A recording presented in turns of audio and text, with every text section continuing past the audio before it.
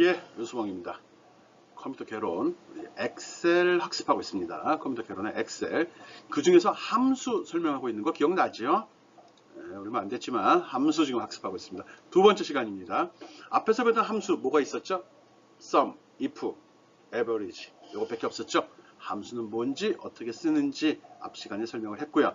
오늘도 이어서, 이번 시간에 이어서 함수의 사용법에 대해서 설명하도록 하겠습니다.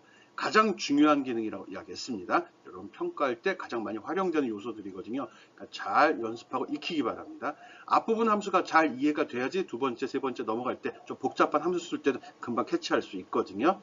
아마 셋째 시간 되면 좀 흔하게 쓰지 않는 함수들이 좀 나옵니다. 오늘도 후반부에 나오는 함수는 흔하게 쓰지는 않는 건데 그래도 그걸 이해하기 위해서는 지금까지 설명한 몇 개 안 되지만 그걸 잘 이해하는 게 기초가 됩니다. 그걸 바탕으로 더 복잡한 함수도 편하게 쓸 수 있기 바랍니다. 편하게 쓸 수 있을 겁니다.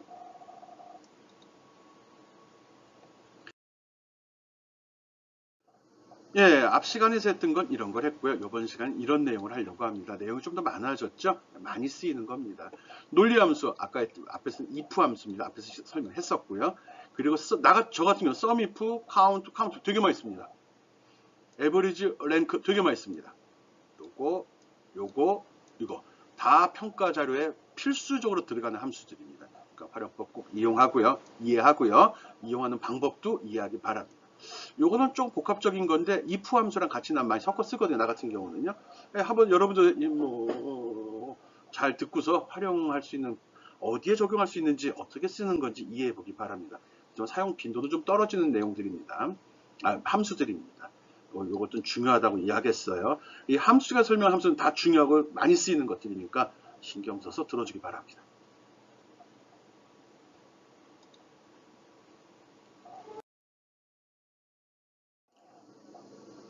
이건 앞 시간에 설명했던 함수입니다. 논리함수의 대표적인 건 if 함수거든요. if 함수가 어떤 형식으로 구성되어 있는지 잘 기억해 주기 바랍니다. 바로 뒤에 이어지는 and나 or랑 연결해서도 많이 사용이 되는데 이 조건 부분에 그것들이 들어갑니다. 그래서 이 조건이 꼭 크다, 작다, 같다 뿐만 아니라 논리 함수가 또 들어갈 수도 있다는 겁니다. 함수는 괄호로 는으로 시작한다고 그랬고요. 괄호 속에다가 내용을 적어준다고 했잖아요. 이 속에 함수가 또 들어가기도 합니다. 이 속에 함수가 또 들어가거든요.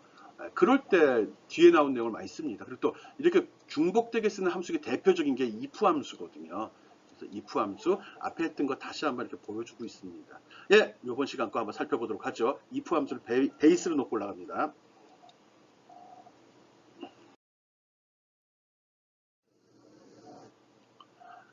함수 중에 논리 함수 중에 and라는 함수가 있습니다. and는 그리고라는 의미로 사용이 되죠.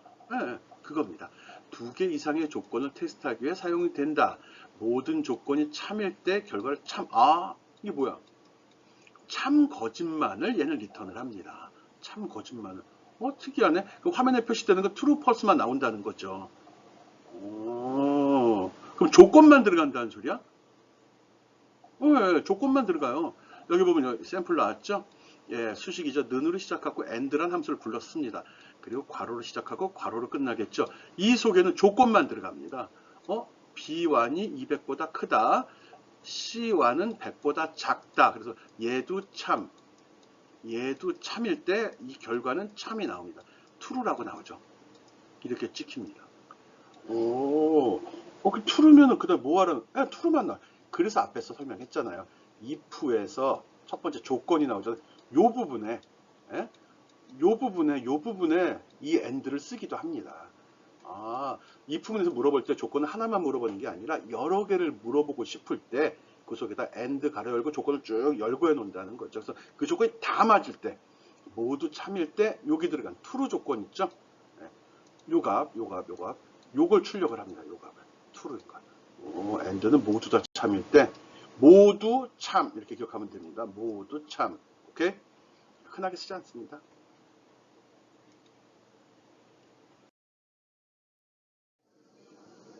두 번째는 오화 함수입니다. 오화는 하나라도 참 이렇게 기억해 주는 게 좋습니다. 똑같습니다. and 사용법하고 오화라고 적어주고요. 뒤에 조건들을 줍니다. 이 중에 얘가 참이고 얘가 거짓이라도 얘는 참. 얘가 거짓이고 얘가 참이더라도 얘는 참 이렇게 됩니다. 그럼 둘 다 참이면 이때도 참. 아니, 그럼 둘 다 거짓이면 이때만 거짓이 출력이 되는 겁니다. 오케이? 이렇게 기억하면 됩니다. 하나라도로 합니다. 하나라도 참이면 참 이렇게 기억합니다. and 뭐 공대생들이면 뭐 논리연산 배웠을 때 당연히 알 거야. 공대생들 2학년은 넘어가야겠죠. 1학년들은 다 그놈이고요. 그래서 이거는 어떤 조건이 주어졌을 때 그 조건을 비교해서 참이 있는지 없는지, 즉 하나라도 참이 있으면 결과값은 참이 되는 거고 하나라도 참이 없으면 그때만 거짓이 출력이 됩니다. and랑은 좀 틀리죠. and는 모두 다 참일 때만 참, or는 모두 다 거짓일 때만 거짓 이렇게 기억해도 되겠네. 자기 스타일대로 기억해 주면 됩니다. 이것들은 주로 어디에 쓰인다고요? if 함수랑 같이 쓰인다는 거 기억해 주면 됩니다. 첫 번째 조건 들어가는 부분에 많이 쓰입니다. 그 밖에도 쓸 수 있습니다. 여기에 많이 쓰인다는 거죠. 오케이? 그 다음 거 보겠습니다.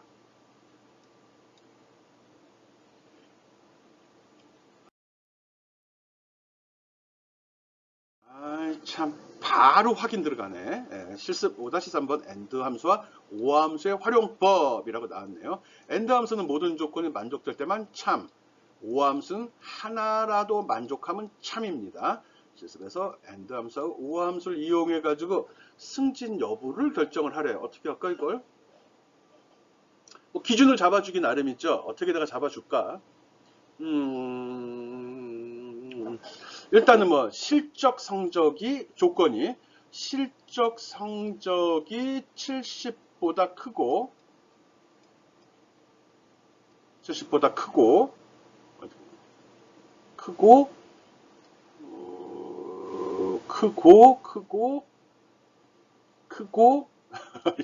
만들다 보니까 좀 그러네. 크고 여기 오하로 이건 and로 묶였겠죠. and 셀 값은 집어넣어주면 되겠고요. 오하로 또 묶이고 오하 속에 괄호 괄호가 또 나오기도 합니다. 여기다 쉼표해서 근태 성적도 70보다 크고 연수 성적도 70보다 클 때 합격 이렇게 찍어달라고 하고 싶어요. 아이씨 뭐야. 간단히 하면 if 가로 열고 and 가로 열고 and인데 x가 요게 x라고 치면 x가 70보다 크고 그리고 5r 가로 또 열고 요건 얘가 뭐 y라고 치면 y가 70보다 크고 그리고 z라고 하면 z가 70보다 크다. 다 크다네. 닫고 하면 안 되죠. 콤마 하고서 여기다 합격. 그리고 다운표 닫고 콤마 하고 이렇게 하고 불합격. 닫고 다 두면 되잖아. 그러니까 바꿔 얘기하면 실적이 70점이 넘은 상태에서 근태하고 연수 성적 중에 하나라도 70점이 넘은 사람만 승진을 시킨다 그거죠. 근태하고 성적이 하나라도 넘은 사람은 승진시킨다. 뭐 조건은 바꿀 수 있는 거죠. 아마 과제에서 내가 보고 조건을 바꿔서 할 것 같으네요. 어쨌든 요 세 가지 항목을 가지고서 지금 요거만 먼저 해봅시다. 실적 성적이 70보다 크고 그리고 근태하고 성적은 둘 다 올라가면 되죠. 둘 중에 하나가 70점이 넘은 경우만 둘 다 70 너무했나? 80으로 합시다. 70점 다 넘네. 70인 경우 80점이 넘는 경우만 조금 바꿨어요. 실적 성적은 70 이상 그리고 근태하고 연수는 80 이상인 게 하나라도 있을 때만 합격. 오케이? 그렇게 하도록 합시다. 그렇게 해서 이 문자 한번 해결해 보길 바랍니다. 다시 한번 정리해. 실적 성적은 70점 안 됩니다. 70점 크고 근태하고 연수 성적이 둘 중에 하나라도 70점이 넘으면 그 사람은 합격. 승진이라는 소리 있죠. 승진. 그리고 둘 다 70점이 안 되면 승진 아니야. 뭐라 승진 취소, 승진 보류, 미대상, 불합격이라고 합시다. 합격 불합격을 합시다. 예. 실적 성적이 70보다 크고 근태 성적이나 연수 성적이 둘 중에 하나라도 70보다 크면 80보다 크면 그 사람은 승진 대상자, 그렇지 않은 사람은 대상자 아님, 이렇게 되는 거죠. 그래서 합격 불합격이라고 찍어주면 됩니다. 요거 80, 80 고쳐서 하겠습니다. 그래야 대상이 나올 것 같아요. 오케이, 꼭 풀어보기 바랍니다.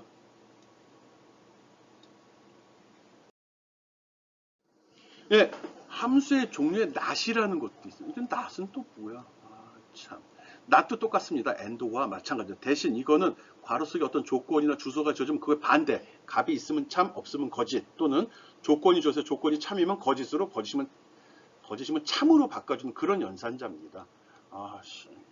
반대의 경우죠. 반대의 경우. 앞에 문제도 이거 응용할 수 있는 건데. 요거 한번 응용해 보겠습니다. 과제 낼 때. 요거는 괄호 속에 주어진 조건값을 반대로 해서 출력하는 경우입니다. if 에라 잘 쓰지 않는데 if 함수 내 오류 메시지를 다른 결과로 대체하고 처한다. 이건 또 뭐야? if 함수 내에서 오류 메시지를 다른 결과로. 오류가 발생이 되면 그걸 또 바꿔준다는 소리 같으네요. 근데 나 안 써본 것 같은데? 굉장히 희귀한 건데? 이거 샘플 나오면 다시 한번 살펴보겠습니다. if 에라 if 함수 내에서 오류 메시지를 다른 결과로 대체한다. 모르겠어. 흔하지 않은 오류 많거든요. 이거 샘플 나오면 다시 한번 보겠습니다. 어쨌든 진짜 흔하지 않은 거 나왔네. 이게 지금 나온 것 중에 흔하지 않는다는 거예요. 안 쓴다는 건 아니고요. 오케이? 패스. 결론 요 페이지는 패스.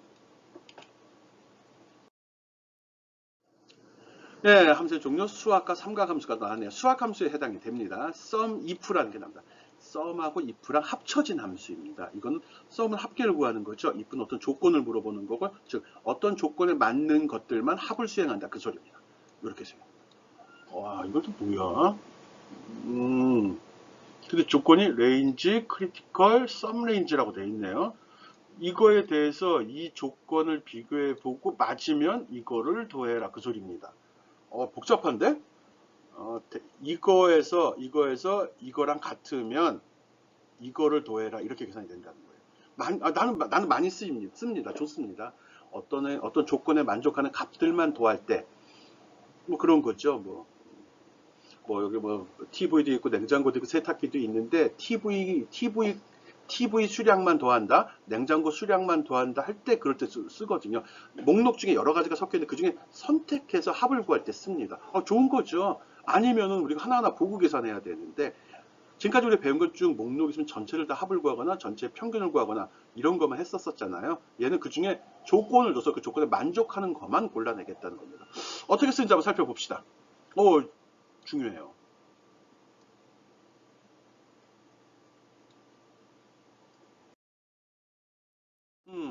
sum if 함수의 예라고 나왔습니다. B2에서 B6까지 여기네. 이거네. 이거. 여기서 영업 1팀. 여기서 영업 1팀 세 개죠. 이거만 골라가지고 판매 실적을 도하라는 거네. 네, 판매 실적을 도하라는 거예요. 이렇게 하면 어떻게 해야 되냐? 좀 애매하고 어려운 건데요. 그때 이렇게 됩니다. 여기씩 나와 있죠. 좀 복잡해 보이긴 한데 어려운 건 아닙니다. 지금 요 셀에서 작업하고 있습니다. 요 셀에서 여기다 는 하고 sum if 하고서 먼저 대상 데이터 범위를 주면 이 중에서 찾으라는 거죠. 즉 여기서 그 다음에 따옴표 해야 됩니다. 여기다 영업 1팀이라고 들어 있으면 그러면 얘들이죠.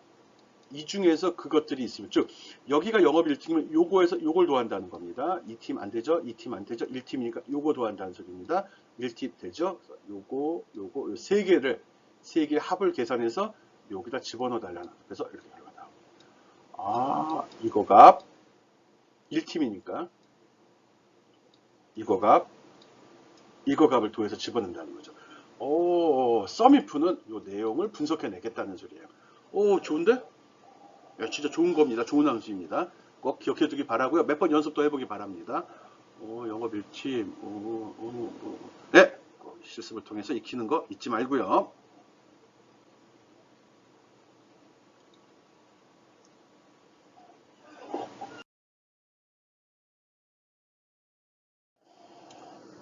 예, sum if의 사용 예 실습을 통해 익히라고 나왔습니다. 이건 또 뭐야? sum if 함수는 범위 내 값들을 무조건 다 더한다. 반면에 sum if 함수는 지금 조건에 만족하는 값만 더한다라고 되어 있습니다. 실습에서 sum if 함수를 사용해서 문구점에서 하루 동안 판매된 목록들 중에 특정한 목록만의 합을 구해봐라 이겁니다. 요게 이제 판매된 내역인가 보네요. 그리고 여기다 어떤 품목을 지정을 하게 되면 그거에 대한 수량 그리고 금액을 여기다가 sum if로 표시해 달라는 것 같아요. 그럼 여기다 어떻게 썼지? 앞에 배운 걸로 하면 sum if 하고 대상 범위 지정하죠. 이거 기준이니까 여기를 지정해야겠죠. 이걸 여기다 지정하고 콤마 그 조건을 집어넣어요. 요거는 아까 따옴표로 했는데 따옴표에서 요 셀 주소를 집어넣으면 되죠. 그리고 여기에는 무슨 값이 들어가죠? 지금 여기다 설정하는 값입니다. 여기에는 요 범위 지정하면 돼요. 요 범위. 요 위에 집어넣으면 안 돼요. 요까지 해야 돼요. 얘랑 얘 크기가 똑같아야 돼요. 집어넣고 엔터 치면은 여기 나올 겁니다. HDD 하드디스크에 대해서만 나오고. 이거 할 때는 똑같이 하되 어떻게 해야 되죠? 똑같이 하되 예. 요 세 번째 요거만 잘 바꿔주면 되겠죠? 앞부분은 동일합니다. 이 부분만 바뀌는 거예요. 이 부분만 바꿔주는 거죠. 이 부분이 얘가 될 수도 있고, 이 부분이 얘가 될 수도 있는 겁니다. 오케이? 그리고 봐요. 얘가 두 번째에 들어가요. 그리고 찾는 범위가 첫 번째에 들어가요. 그리고 세 번째는 더할 값들이 들어있는 부분입니다. 요거 구분해서 만들어 보기 바랍니다. 이것도 목록 만들어서 하는 방법도 있거든요. 그것도 가르쳐 주고 싶은데 나중에 하겠습니다. 이렇게 해서 sum if를 이용해서 합을 구하는 거죠. 조건부 sum if죠. 조건에 따른 합을 구하는 거 연습해 보기 바랍니다. 중간평가, 기말평가 냅니다.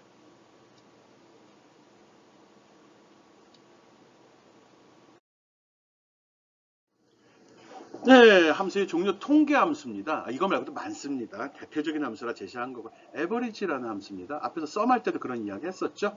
average. 이거는 여기 기술된 이것들의 값을 다 더한 다음에 여기에 있는 데이터 개수로 나누어주는 그런 함수입니다. 뭐 sum하고 별 차이는 없습니다. 우리가 많이 쓰이는 그런 통계 연산이니까요. 평균이죠. 평균. average. 좀 길죠? 한번 봅시다. 어떻게 썼는지.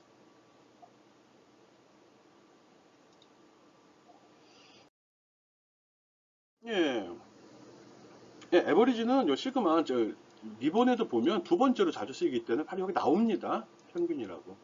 이거 쓰는 겁니다. 어떻게 하지? 는 에버리지 치고 막 가로 연 다음에 마우스를 쭉 긁어줘도 되고요. 아니면 여기다 놓고서 평균을 딱 클릭하면 요 내용이 자동으로 나옵니다. 이 전체가 나옵니다. 아예. 어떻게 알았지 이거?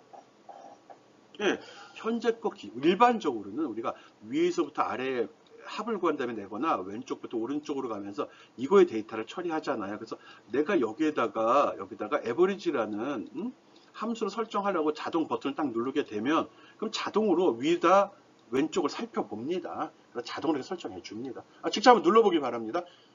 범위 선택하고 하는 거 아니에요. 이런 표가 있을 때 여기다 놓고서 그냥 에버리지 누르면 됩니다. 합계도 한번 눌러봐요. 자동 계산 되는지 안 되는지. 자동 계산 됩니다. 자동 설정이 됩니다. 내가 는 에버리지 안 눌러도 된다는 소리죠. 꼭 해보기 바랍니다. 실습을 통해서 익히는 게 우리의 자세죠. 기본적인 학습 방법이고요.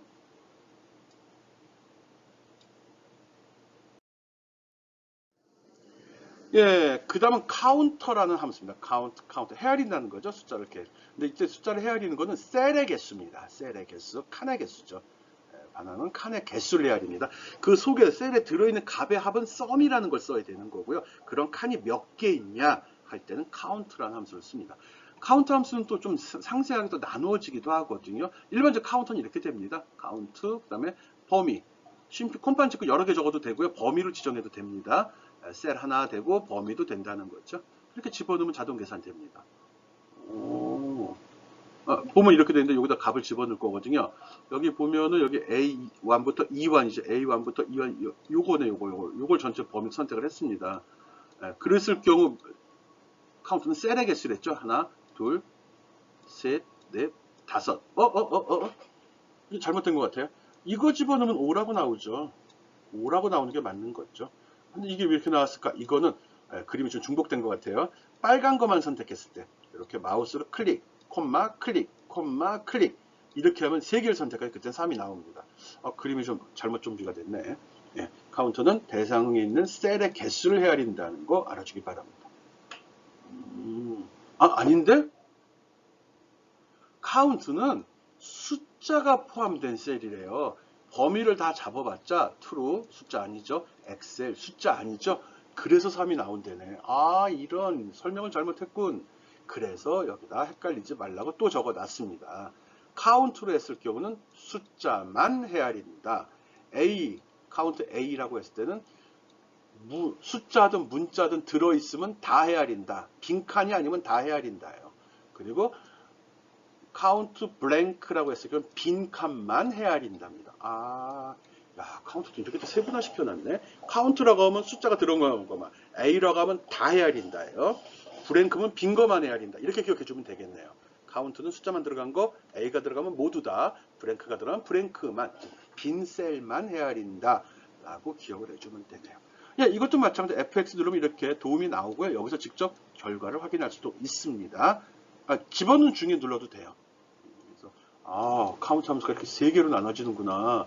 단순히 헤아리는 게 아니라 이건 숫자만. 숫자는 표현되는 거 기준입니다. 표현되는 숫자가 들어있으면 날짜도 숫자가 있죠. 값도 있죠. 소수점이 들어간 것도 숫자가 들어있죠. 숫자가 들어간 겁니다. 숫자만으로 된 거 아니고요. 아마 그럴 겁니다. 오케이? 그리고 A자 들어가면 모든 걸 빈칸이 아닌 거 다, 빈칸만은 블랭크를 쓴다는. 구분해서 써야 되기 때문에 그런 겁니다. 가끔 실수하는 경우 있거든요. 오케이?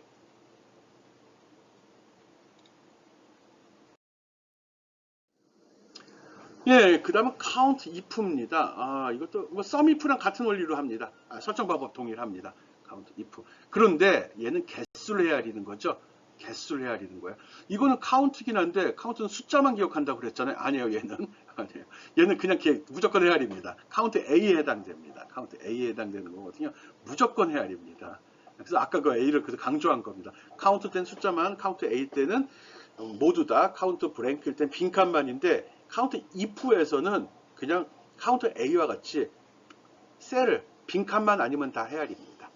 count if 단순합니다. 범위 주고 조건 주고 범위 주고 조건 주고입니다. 조건 주고 쉽네. 이 조건은 크다 작다 같다도 되지만 이런 식으로 값을 줘도 됩니다. 이 범위 내에 영업 일팅이 몇 개 있니? 이 범위 내에 이렇게 줄 수도 있습니다. 그렇게 되면 결과가 딱 나옵니다. 범위 영업 일팅 하나, 둘, 3개 있죠. 이런 식으로 쓸 수 있습니다. count if 이거는 숫자만은 아니고 빈칸이 아닌 건 다 헤아립니다. 오케이? count if도 많이 씁니다. 아주 중요합니다. sum if, count if, average if는 안 씁니다. 그런 건 없죠. 있나? 있을 수는 있는데 잘 안 씁니다. 나는 안 씁니다. 난 쓴 기억이 별로 없어서요. 근데 sum if, count if는 많이 썼습니다. 많이 활용됩니다.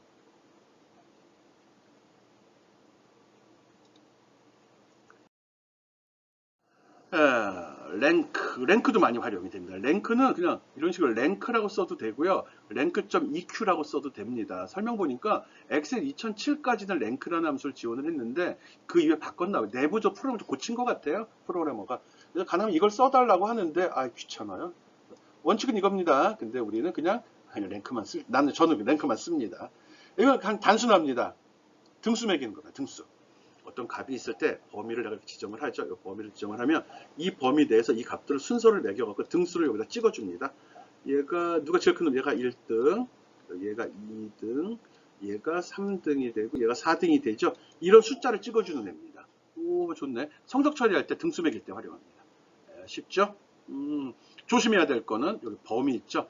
주는 값을 줄 때 보면 여기에 어느 걸 기준으로 어디에서 이 전체에서 얘가 몇 등인지를 물어보는 거거든요. 여기 뒤에 빨간색. 이 중에서 얘가 몇 등인지 물어보는 겁니다. 그래서 이 범위를 지정할 때 이 절대 번지 써야 된다는 거. 안 쓰면 나중에 결과 틀리게 나옵니다. 요거 신경 써서 보기 바랍니다. 대상 범위는 절대 번지로. 어떻게 하죠? 범위 지정하고 F4번 키 누르면 되죠? F4번 키 눌러가지고 절대 번지로 주정해야 됩니다. 절대 번지. 예, 절대 번지 지정해야 됩니다. 절대 번지. 절대 주소로 지정이 되지 않으면 나중에 문제의 소지가 있습니다. 그래서 랭킹할 때는 꼭 절대 주소를 사용할 것, 랭크는 등수를 매기는 거다. 이렇게 연결해서 생각해주면 좋을 것 같습니다. 랭크 좀 EQ 써도 됩니다. 근데 뭐 우리 게으른 사람들이 뭐 아니지, 현명한 사람들이 이 지름길 있는 거 알면서 왜 돌아가겠어? 랭크도 좋고 랭크 좀 EQ도 좋습니다. 오케이. 등수 매기는 함수 랭크.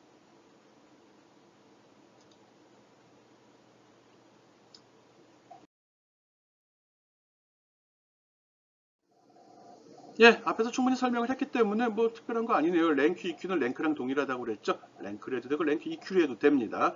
여기에 보면은 분기별 실적이 이렇게 나와 있는데 이때 등수 매겨달라는 겁니다. 등수 찍어달라고요. 등수 찍어달라는 거죠. 조심해야 될 사항이 뭐가 있었죠? 랭크는 첫 번째는 누가 어디에서죠? 어디에서는 전체를 선택을 해야 되는 거고요. 이거는 절대 주소로 지정해달라고 이야기를 했습니다. 그거 잊어버리지 말고 꼭 수식 적용할 때 절대 주소를 지정해서 확인해 보기 바랍니다. 예, 앞에 설명으로 충분하기 때문에 넘어가겠습니다.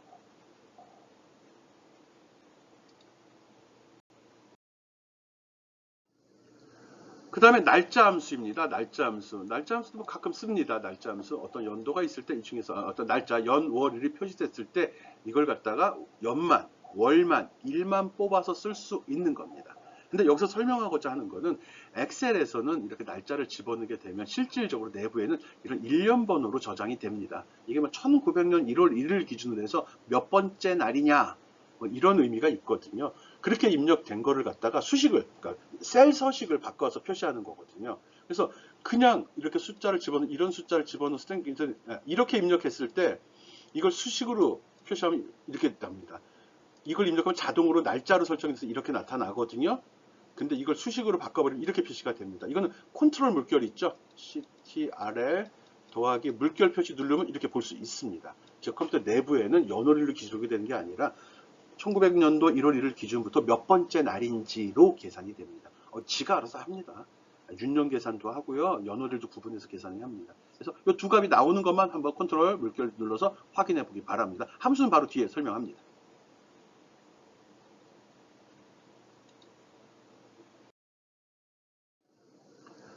네, 엑셀에서 날짜는 1일부터 시작하는 일련번호로 저장이 된다. 일련번호는 1900년 1월 1일을 기준으로 해서 이때 1이 됩니다. 이날부터 하루가 지날 때마다 일련번호가 1씩 증가가 됩니다. 1900년 1월 1일 치게 되면 셀 서식을 날짜로 하면 이렇게 표시되지만 이걸 수식으로 표현하면 1이라고 나옵니다. 그래서 2014년 1월 1일 하게 되면 41,640이라고 나옵니다. 오케이? 그래서 이런 숫자가 있을 때 이거를 연도로 바꿔 그러면 이렇게 표시가 되고요. 월로 바꿔면 이렇게 표시가 됩니다. 날로 바꿔 하면 이렇게 됩니다. 이게 함수 이름입니다. 함수 이름. 예. 는, 이어, 가로 열고 얘 클릭하고 가로 닫아주면 이렇게 찍힌다는 거예요. 여기에 날짜형, 요건 날짜 형식으로 표현되도록 된 건데 이게 이어나 먼스나 데이라는 함수 쓰게 되면 그냥 값으로 나오거든요. 어쨌든 날짜 데이터는 일련 번호로 관리가 되고 기준이 되는 날짜는 1900년 1월 1일이라는 거. 그전에는 별로 활용이 안 된다는 소리죠. 지금 기준으로 보면은 거의 뭐 100년 전 날짜를 굳이 우리가 따질 필요가 있냐 이런 거거든요. 이전 것도 계산될 겁니다. 안 해봤어요. 그래서 서기 900년 1월 1일 날 뭐였지? 이런 거 무슨 요일이었을까? 또는 내 생일은 무슨 요일이었지? 이런 거 할 때 직접 넣어보면 되죠. 요일 계산은 아직 설명을 안 했네. 어쨌든 어떤 날짜 데이터가 있을 때 연, 월, 일을 구분해서 처리하는 방법 설명하려고 하고요. 그 전에 날짜 데이터는 일련 번호로 관련된다는 이야기를 지금 했습니다. 연월일 처리하는 거 한번 살펴보죠.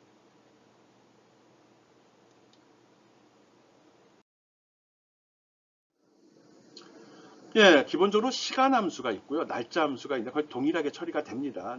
시간 함수도 마찬가지로 다 일련번호로 정리가 되거든요. 이어 함수, month, day. 그래서 이거는 연도만, 월만, 일만 추출합니다. 날짜 함수는 시분초로 나가겠죠. 시분초. 자정부터 특정 시간까지 사이를 24시간으로 나눈 그 소수점으로 나타납니다. 일련번호로 저장이 된다는 소리예요. 그래서 시간이 날짜 일부분 인식되고 날짜 데이터 아래쪽에 아까 날짜 데이터 숫자 이렇게 나왔죠. 그 밑에 점 찍어갖고 나온다는 거예요. 시간을 집어넣으면 여기에 값이 표시가 된다는 거죠.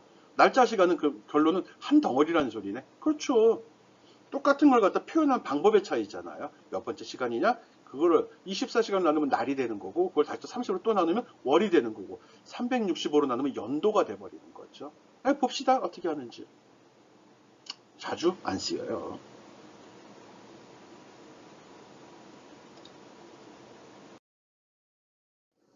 예. 연월일 함수 쓰는 거 한번 해보겠습니다. 여기 날짜를 집어넣습니다. 2014년 3월 1일 하고 여기다가 이어라는 함수 먼스라 이렇게 하고 가로 열고요. 얘 클릭하고 가로 닫으면 돼요. 엔터 치면 됩니다. 여기도 마찬가지, 여기도 마찬가지. 그러면 여기서 연도만 잘라다, 월만 잘라다, 일만 잘라다 표시합니다. 오케이? 날짜 정보를 하고 연월일 표시된 셀을 날짜로 지정하면 이렇게 됩니다. 그냥 함수로 들어가 보면 이렇게 나옵니다. 요거 클릭하고서 여기 A2 직접 집어넣어줘도 됩니다. A2 확인 누르면 이렇게 2014라고 나옵니다. 네, 직접 해보기 바랍니다. 나머지 데이터는 사용자가 입력해줘야 됩니다. 이건 입력해야 되는 겁니다. 연월일 함수, 뭐 특별한 거 아니니까요.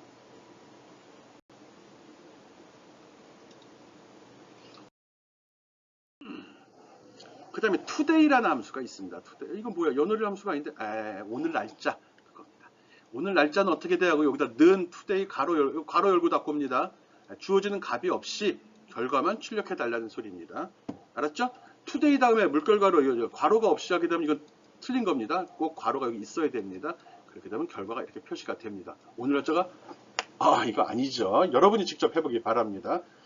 그림을 시스템 데이터가 잘못 설정되어 있어 이렇게 나온 것 같은데 예, 이렇게 해가지고 오늘 날짜가 진짜 표시되는지 확인해 보고요. 좀 더 할 거면은 셀 서식을 자꾸 학생들이 문의가 와서 카톡에 자꾸 울리고 있어서 잠깐 봤습니다. 통화문서를 열 때마다 컴퓨터 시계에서부터 날짜가 채워진대. 열 때 채워지는구나. 이것도 이용하는 방법이 있네. 근데 어차피 열면 또 채워지잖아. today 함수는 그렇게 된다는 겁니다. today 함수는 오늘 날짜, 시간도 불려올 것 같은데 시간은 안 나오네. 네, 그것도 한번 다른 함수가 또 있을 것 같은데 한번 고민해 봅시다. 지금 today 함수 연습해 봤습니다.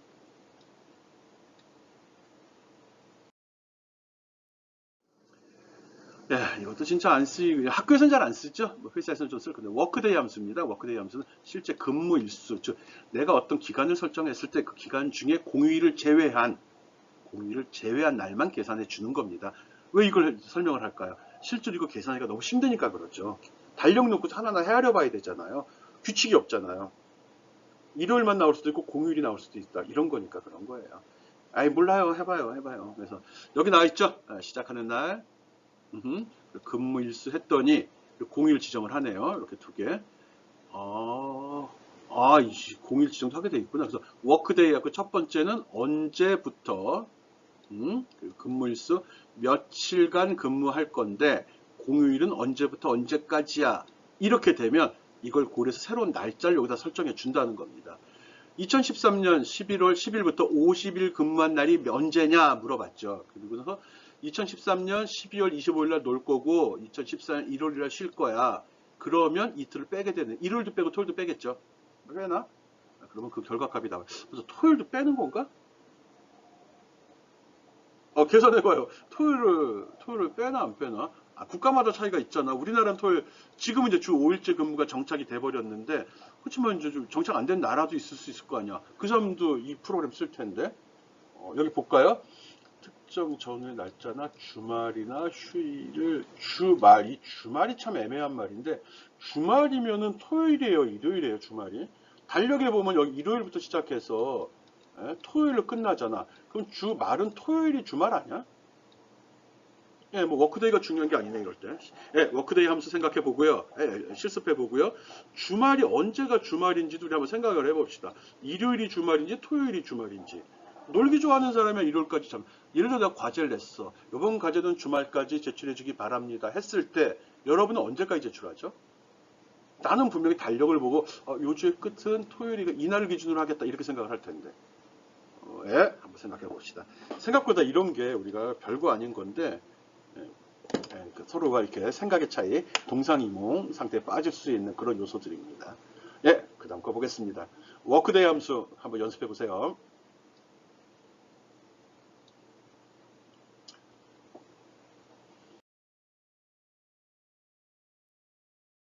예, 앞에서 설명한 워크데이 함수 이용해 가지고 해보라는 거고요. 그거 말고 여기 보면 근속 연수. 이날부터 오늘까지 몇 년 있었나? 이날부터 오늘까지 몇 개월 있었나? 이날부터 오늘까지 몇 날 있었나? 계산을 해보래네요. 이거 어떻게 계산하지? 이어하고 투데이 이용합니다. 어떻게 한다고요? 연수잖아. 그럼 이어 하면 되죠. 이어하고 이어 계산 역식 넣으면 됩니다. 입사일자가 A라고 했으면 오늘이 더 날짜 데이터가 크죠. 그러면 today 이렇게 할 것 같아요. 내가 생각해. today 가로 열고 닫고 빼기 뭐하죠? A 입사 이렇게 계산해서 연도 붙여야겠죠. 그럼 연도가 계산될 것 같아요. 네, 한번 넣어보기 바랍니다. 월도 마찬가지겠죠. 근속 날수도 마찬가지. 날수 네, 한번 해보기 바랍니다. 그리고 두 날짜 사이에 존재하는 주말의 개수를 구하기 위해서 사용하는 방법. 이거 알아보라는 거니까 뭐 해봐요 그냥. 우리 요거 표 완성에만 좀 주안점을 둡시다. 근속 연수란 연속해서 근무한 해수, 달의 수, 날의 수를 얘기하는 겁니다. 그런 거 참조해서 값 한번 설정해 보길 바랍니다. 날짜도 있어. 이런 것도 해야 되는구나. 오케이.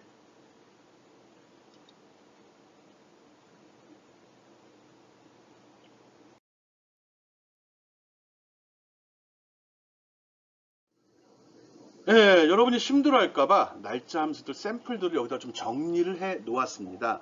날짜 데이터 2010년 1월 1일이 시작이고 2020년 1월 1일이 끝일 때 네트워크 데이로 하게 하면 2609일이 나온다고 하네요. 근무일수 공휴일인데 공휴일 날짜를 제외한 날이 나오고요. 데이 365일 함수일입니다. 그럼 3600이 나오네요. 예. 요 이어 먼스 데이 데이트를 처리했을 때는 이거 앞에 설명했던 사항 같아요. 시기 여기다 이거는 이렇게 설정했습니다. 이거는 이렇게 설정한 시기입니다. 이렇게 설정한 이런 값이 나온다는 거죠. 또 날짜 데이터, 네트워크 데이트 이거에 대해서도 이렇게 이렇게 설정했다는 소리입니다. 각각 설정해서 어떤 차이가 있는지 무엇을 의미하는지 버벅대시시. 예, 확인해 보기 바랍니다. 날짜 함수 자주 쓰이는 건 아닌데 그래도 필요하면 써야 되니까. 복받쳐 막. 네, 꼭 확인해 보기 바랍니다. 자주 쓰진 않지만 알고는 있어야 됩니다.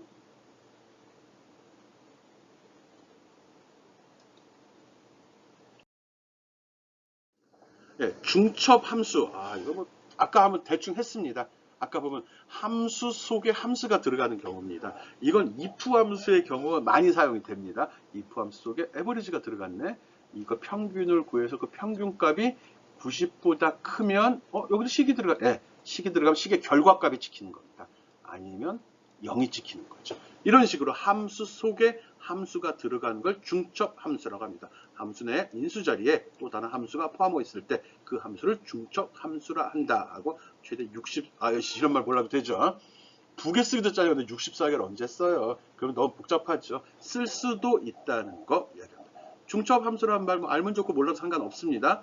그냥 우리는 함수 속에 함수를 또 쓸 수 있다는 것만 알고 있으면 됩니다. 오케이?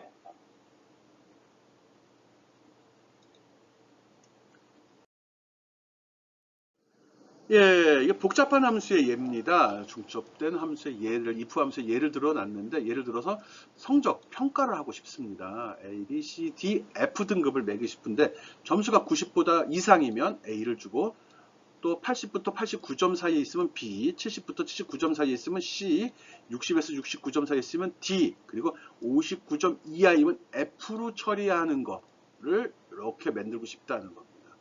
이게 바로 이렇게 집어넣으면 이게 성적 처리하는 함수입니다. 이 성적 부분이 점수가 들어있는 셀을 선택하면 되겠죠. 이런 식으로 좀 복잡하죠. 일부 옆으로 나눠 놓은 겁니다.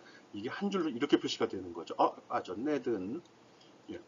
이런 식으로 표시하게 되면은 순서대로 프롬 짜는 친구도 알겠죠. 순서대로 이렇게 나오고요. 엑셀로 할 때 이렇게 표시가 된다는 거. 이렇게 하면은 점수에 대해서 자기 성적 등급을 특정 셀에 입력해 줄 수 있습니다. 이런 걸 중첩 if, 중첩 함수라고 합니다. if 함수에 적용해서 if 함수라고 한 거고요. 이거 꼭 중간평가, 기말평가에 냅니다. 설정할 수 있는 방법, 설정할 요령 익혀두기 바랍니다. 외워서 하는 거 아닙니다. 함수 배울 때 이걸 배웠다는 거 알고요. 이 자료가 여기 있는 것만 알면 되죠. 뭐 여차하면은 이걸 블로그에다 복사해 놓는 것도 한 방법이겠죠. 그럼 나중에 중간이나 기말 평가할 때 빨리 찾아볼 수 있겠죠. 오케이? 중첩 함수에 대해서 설명했습니다.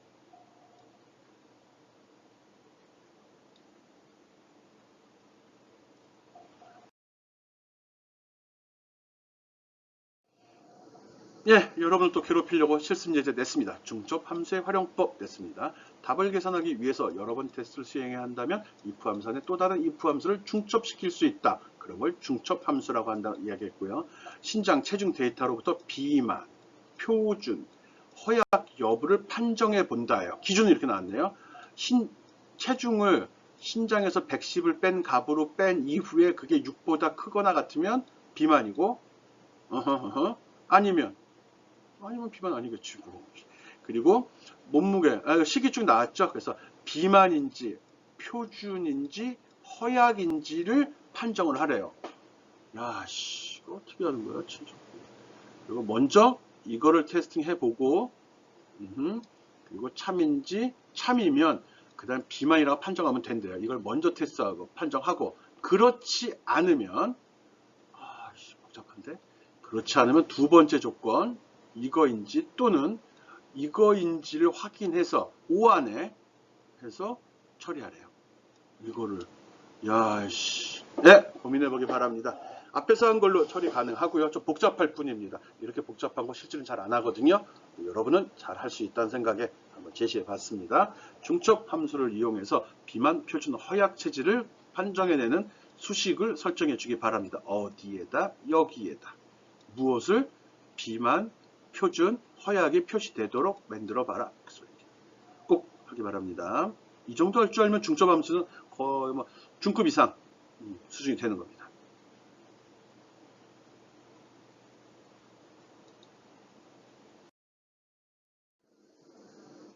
앞에 이제 꼭 해야 됩니다.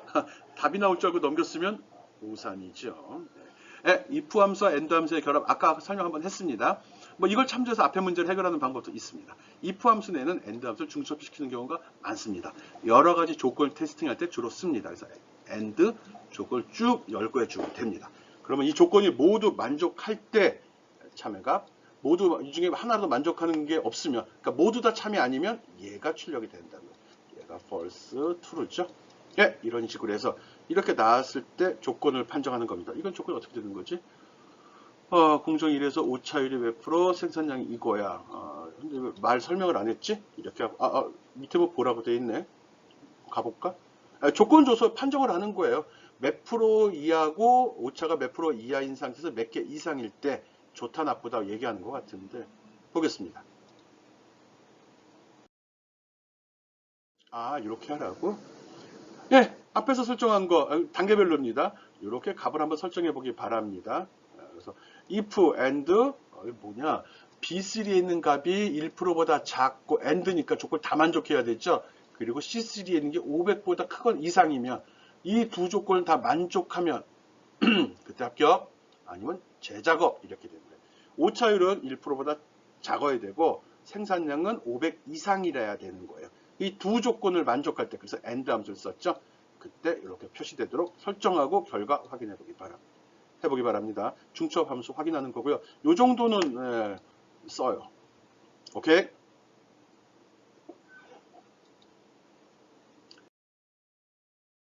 예, if 함수와 o 함수의 결합입니다. 이것도 뭐 비슷합니다. 아까랑 똑같이 AND 함수랑 동일하죠. 근데 얘는 하나라도 만족할 때 참이 되는 겁니다. 여러 조건 중 한 개라도 참이면 참이에요. AND는 모두 다 참일 때만 참이었죠.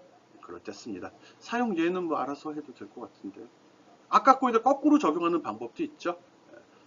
불합격을 잡아내는 거죠. 1%보다 크고 500보다 작은 경우를 둘 중 하나라도 걸리면 불합격 처리해버리면 되니까요. 앞에 문제를 OR로 설정하는 방법도 한번 연습해보기 바랍니다.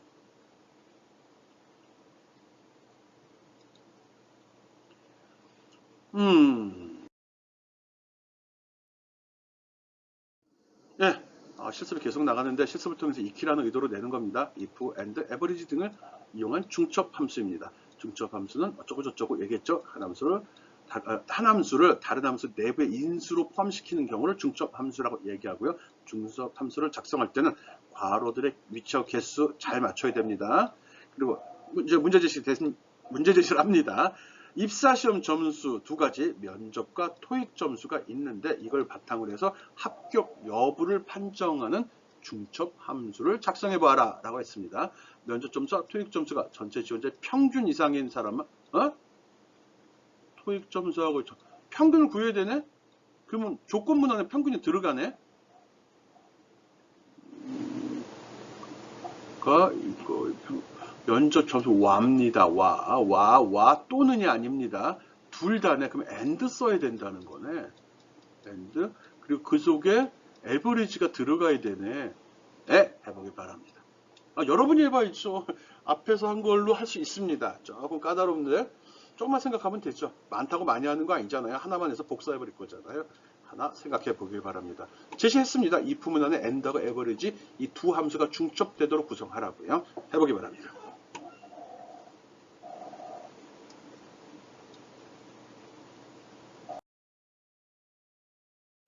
예, 지금까지 우리 엑셀 함수 연습하고 있습니다. 이번 함수에서는 날짜와 시간을 나타내는 것도 했고요. 중첩 함수라는 것도 했습니다. 중첩 함수는 연습을 좀 해야 됩니다.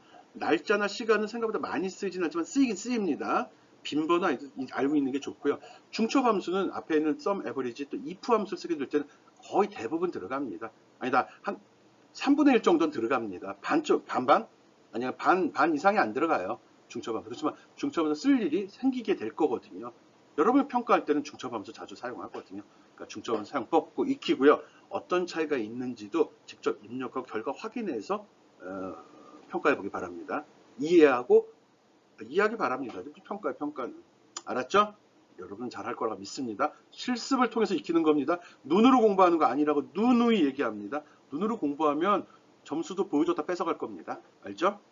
여러분 잘할 걸 믿으니까. 그리고 엑셀 함수 중요하거든요. 이걸로 이제 고급 기업, 이거 그냥 엑셀 써본 적이 있는 거냐, 엑셀을 잘 쓰냐가 판정이 나는 겁니다. 엑셀 함수를 잘 쓰는 사람이 진짜 엑셀을 잘 쓰는 사람입니다. 여러분은 그런 사람이 될 수 있습니다. 연습하라고 꼬시는 거예요. 오케이.